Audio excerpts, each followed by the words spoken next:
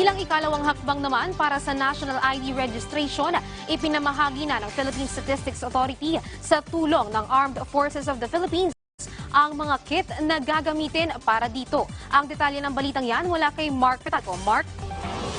Yes, Luisa, sinisimulan ng ibiyahe ang mahigit 4,000 National ID Registration Kits sa iba't ibang probinsya. Naglalaman ng bawat kit ng iba't ibang equipment at photo booth kit na gagamitin sa Step 2 ng PhilSys registration, partikular na sa pagkuha ng biometrics ng mga aplikante gaya ng fingerprints, iris at facial photographs. Sa tala ng PSA, umabot na sa mahigit 3 milyong Pilipino mula sa low-income households sa 32 probinsya ang nakakompleto na ng inisyal na PhilSys registration.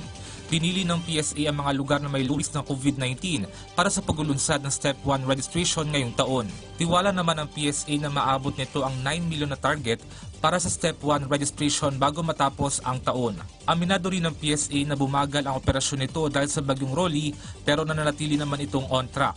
Sa katunayan, Luisa, naabot na daw nila ang 120% na target as of November 4. Layo ng PhilSys na tulungan ang mga low-income families na magkaroon ng access sa basic banking services at maprotektahan din sila mula sa scam o panloloko.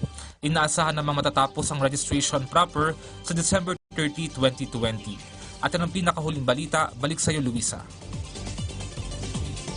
Maraming salamat, Mark Petalco.